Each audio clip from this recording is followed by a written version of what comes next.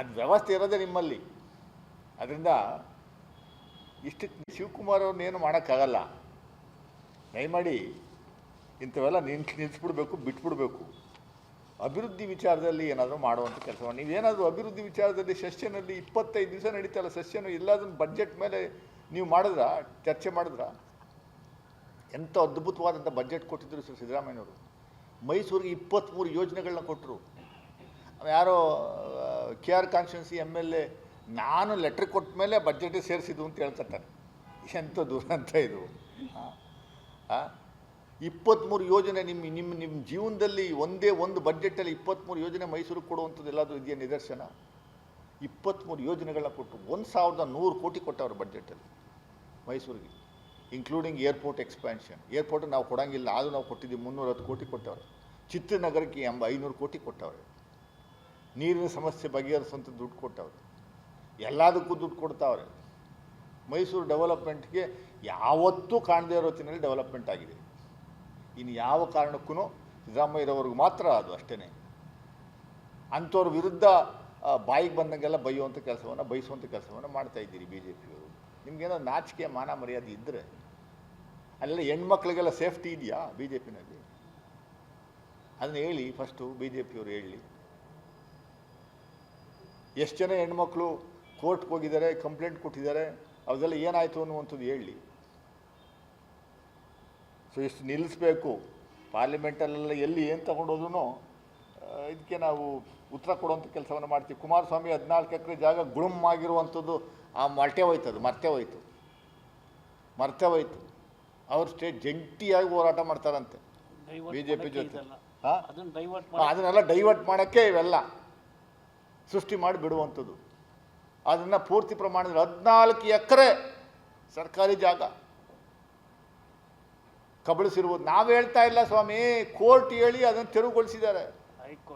High court directions ಕೊಟ್ಟು Prima ಫೇಸಿ ಅಲ್ಲ, ಸಂಪೂರ್ಣವಾಗಿ ಪ್ರೂವ್ ಆದಮೇಲೆ ಅದನ್ನು ಡೈವರ್ಟ್ ಮಾಡೋಕ್ಕೆ ಈಗ ಇದು ಇದ್ದಕ್ಕಿದ್ದಂಗೆ ಡಿ ಕೆ ಶಿವಕುಮಾರ್ದು ಬಂದ್ಬಿಡ್ತು. ಎಲ್ಲಿ ಹೇಳಿದ್ದಾರೆ? ಎಲ್ಲೂ ಹೇಳಿಲ್ಲ. ಅವರು ಕಾನ್ಕ್ಲೇವಲ್ಲಿ ಬಿಗಿನಿಂಗಲ್ಲಿ, ಅದನ್ನು ನಾನು ಪ್ರಿಯಂಬಲಲ್ಲಿ ಹೇಳಿದ್ದು, ಕಾನ್ಕ್ಲೇವಲ್ಲಿ ಭಾಳ ಸ್ಪಷ್ಟವಾಗಿ ಹೇಳಿದ್ದಾರೆ. 4% ಮುಸ್ಲಿಮ್ಸ್ ರಿಸರ್ವೇಷನ್ ವಿಚಾರದಲ್ಲಿ ನಿಮ್ಮ ನಿಲುವು ಸರಿನಾ? ಇದು ಧರ್ಮಾಧಾರಿತವಾಗಿ ನೀವು ರಿಸರ್ವೇಷನ್ ಕೊಡುವಂಥದ್ದಕ್ಕೆ ಅವಕಾಶ ಇಲ್ಲ ಅಂತ ಸುಪ್ರೀಂ ಕೋರ್ಟ್ ಜಡ್ಜ್ಮೆಂಟ್ ಕೇಳಿದ್ದಾವೆ ಅಂತ ಪ್ರಶ್ನೆ ಕೇಳಿದಾಗ ಅವರು ಕಾನ್ಸ್ಟಿಟ್ಯೂಷನಲ್ಲಿ within the purview of the constitution 4% reservation ಕೊಡುವಂಥ ಕೆಲಸವನ್ನು ಮಾಡಿದ್ದೀವಿ. ಹೈಕೋರ್ಟ್ಗಳು ಈಗೇನು ಕೋರ್ಟ್ಗೆ ಹೋಗಿದ್ರೆ ಕೋರ್ಟ್ ಏನಾದರೂ ವ್ಯತಿರಿಕ್ತವಾಗಿ ತೀರ್ಮಾನಗಳಾದರೆ ಅದನ್ನು ಅಮೆಂಡ್ ಮಾಡುವಂಥ ಕೆಲಸವನ್ನು ನಾವು ಮಾಡ್ತೀವಿ ಅಂತ ಹೇಳಿದ್ದಾರೆ. ಅದೇನೇ ಸರ್, ಕಂಟಿನ್ಯೂಸ್ ಫ್ಲೋ ಆಫ್ ಸೆಂಟೆನ್ಸಲ್ಲಿ ಅಮೆಂಡ್ಮೆಂಟ್ ಅನ್ನೋ ಬದಲು ಚೇಂಜಿಂಗ್ ಆಗ್ಬೋದು, ವಿಲ್ ಬಿ ಚೇಂಜಿಂಗ್ ಅಂತ ಏನೋ ಹೇಳಿದ್ರು. ಅದು ಕಾನ್ಸ್ಟಿಟ್ಯೂಷನ್ ಚೇಂಜ್ ಮಾಡುವಂಥ ನಮಗೆಲ್ಲದಿಗೆ ಅಧಿಕಾರ ಇದೆ. ನಾವು ಇಲ್ವಲ್ಲ ಪಾರ್ಲಿಮೆಂಟಲ್ಲಿ. We don't have majority in the parliament. We are not the rulers in the parliament.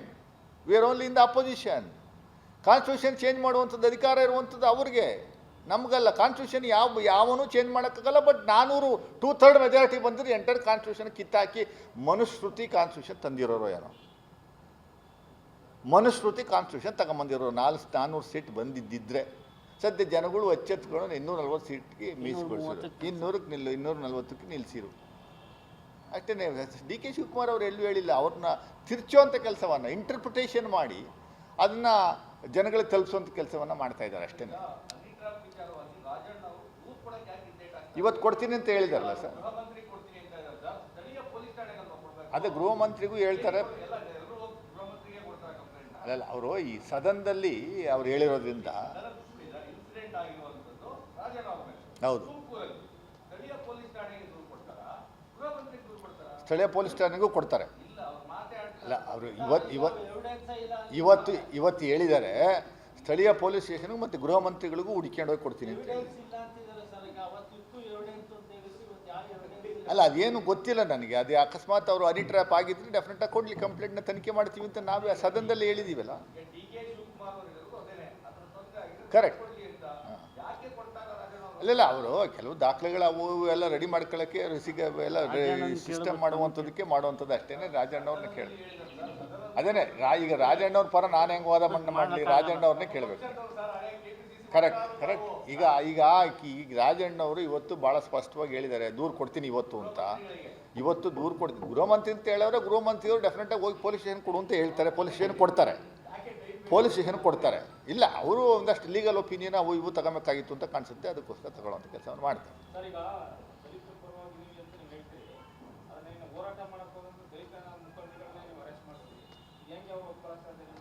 ಎಲ್ಲಿ ದಲಿತರ ಮುಖಂಡರುಗಳು? ಅಲ್ಲ ಮಾದೇವಪ್ಪನವ್ರು ಯಾರು ದಲಿತರಲ್ವಾ? ದಲಿತರಲ್ವೇ? ದಲಿತರ ವಿರುದ್ಧ ಎತ್ಕಟ್ಟುವಂಥ ಕೆಲಸ ಎಷ್ಟು ಮಟ್ಟಿಗೆ ಸರಿ? ಏನು ಸಮಸ್ಯೆ ಏನು ಅವ್ರದ್ದು? ಅಲ್ಲ ಹೋರಾಟ ಮಾಡಿ ಸಮಸ್ಯೆ ಏನು? ಅಂಬೇಡ್ಕರ್ ಭವನ ಯಾಕೆ BJP ಪೀರಿಯಡಲ್ಲಿ ಆಗಲಿಲ್ಲ? ಡಾಕ್ಟರ್ HC ಮಹದೇವಪ್ಪನವ್ರ ಕಾಲದಲ್ಲಿ ಶ್ರೀನಿವಾಸ್ ಪ್ರಸಾದ್ ಅವರಿದ್ದ ನಮ್ಮ ಸರ್ಕಾರ ಇದ್ದಾಗ ಸಿದ್ದರಾಮಯ್ಯನವರು ಇದ್ದಾಗ ಅದನ್ನ ಆ ಜಾಗವನ್ನು ಕೊಟ್ಟು ಶಂಕುಸ್ಥಾಪನೆ ಕೊಟ್ಟು ಆ ಸ್ಟ್ರಕ್ಚರ್ ಗಿಚ್ಚರೆಲ್ಲ ಪೂರ್ತಿ ಬಿಲ್ಡ್ ಮಾಡಿದ್ದೆ ನಾವು. ಈಗ 23 ಕೋಟಿ ಅನುದಾನವನ್ನು ಅಪ್ರೂವ್ ಮಾಡಿದ್ದಾರೆ. ಈಗ ಕೊಟ್ಬಿಟ್ಟು ಮಾಡಿಸ್ತೀವಿ.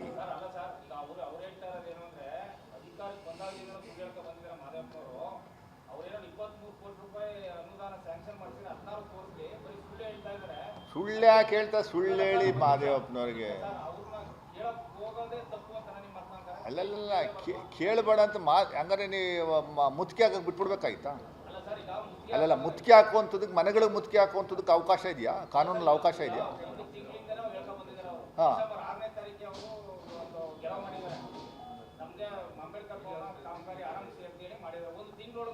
ಅದನ್ನೇ ಸರ್. ಈಗ BJPಯವರು ಸರ್ಕಾರ ನಡೆಸ್ತಿದ್ದಾಗ ಯಾಕೆ ಇವ್ರು ಮುತ್ತಿಗೆ ಹಾಕಲಿಲ್ಲ? ಯಾವಾಗ ಎಲ್ಲಿ ಮುತ್ತಿಗೆ ಹಾಕಿವ್ರು? ಯಾರು ಮನೆಗೆ ಮುತ್ತಿಗೆ ಹಾಕಿದ್ದಾರೆ? ಗೆರವ್ ಹಾಕಿದರೆ ಮನೆಗಳಿಗೆ ಮುತ್ತಿಗೆ ಹಾಕುವಂಥದ್ದಕ್ಕೆ ಅವಕಾಶ ಇದೆಯಾ? ಇಲ್ಲಲ್ಲ. ನೋಡಿ, ದಲಿತರದ ಇಂಟ್ರೆಸ್ಟ್ನ ಕಾಪಾಡುವಂಥದ್ದಕ್ಕೆ ಏನಾದರೂ ಕಾಳಜಿ ಇದೆ, ಅವ್ರ ಬದ್ಧತೆ ಇದ್ದರೆ ಅದು ಕಾಂಗ್ರೆಸ್ ಪಕ್ಷಕ್ಕೆ ಮಾತ್ರ. ದಯಮಾಡಿ ಕೆಲವು ಸಂಘಟನೆಯವರು ಪಾಪ ಅವ್ರು ಹೋರಾಟ ಮಾಡ್ತಾವ್ರೆ, ಮಾಡಲಿ, ಅದು ನಮ್ಮದೇನು ಅಭ್ಯಂತರ ಅಲ್ಲ. 23 ಕೋಟಿ ಈಗ ಅದಕ್ಕೆ ಅನುಮೋದನೆ ಕೊಡಿಸಿದ್ದಾರೆ. ಕ್ಯಾಬಿನೆಟ್ ತೀರ್ಮಾನ ಆಗಿದೆ. ದುಡ್ಡು ಬಿಡುಗಡೆ ಆಗುತ್ತೆ. 100ಕ್ಕೂ 100ರಷ್ಟು ಅದನ್ನು ಚಾಲನೆ ಕೊಡ್ತೀವಿ. ತಗೊಂಬಂದಿದ್ದೆ ನಾವಲ್ವ ಸ್ವಾಮಿ? ಪಕ್ಕದಲ್ಲಿ ಇದು ಯಾರೋ ರಾಮಕೃಷ್ಣ ಆಶ್ರಮದವರು ಸ್ವಾಮಿ ವಿವೇಕಾನಂದ ಸ್ಟ್ಯಾಚ್ಯೂ ಇದನ್ನು ಆಶ್ರಮ ಮಾಡುವಂಥದ್ದು ಕೊಟ್ಟಾಗ ಇದು ಬೇಡ ಅಂತ ಕೂತಿದ್ರು BJPಯವರು. ಅಲ್ಲೇ ಮಾಡಿಸುವಂಥ ಕೆಲಸವನ್ನು ನಾವು ಮಾಡಿದ್ದು ನಾವಲ್ವೇ? ಕಾಂಗ್ರೆಸ್ನವರಲ್ವೇ? ಅಲ್ಲೆಲ್ಲ ನೀವು ಹೆಂಗೆ ಹೇಳ್ತಾ ಇದ್ದೀರಾ ಅಂದರೆ ಸಣ್ಣ ಯಾವುದೋ ಒಂದು ಸಣ್ಣ ವಿಚಾರನ ಕಾಂಗ್ರೆಸ್ ವಿರುದ್ಧ ತಿರುಗಿಸುವಂಥ ಕೆಲಸಗಳು ಆಗಬಾರ್ದು. ಸಣ್ಣ ವಿಚಾರ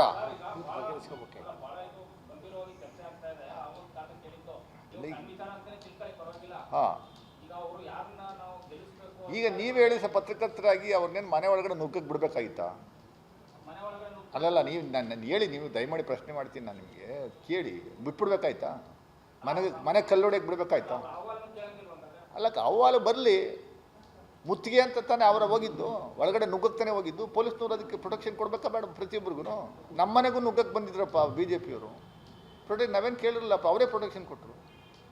ಅರೆಸ್ಟ್ ಮಾಡಿ ತಗೊಂಡೋಗಿ ಎಲ್ಲ ಕರ್ಕೊಂಡೋಗಿ ಬಿಟ್ಟರು. ಅರೆಸ್ಟ್ ಮಾಡಿ ತಗೊಂಡು ಜೈಲಿಗೆ ಹಾಕ್ಯವರ? ಅಲ್ಲಲ್ಲ, ಜೈಲಿಗೆ ಹಾಕ್ಯವರ?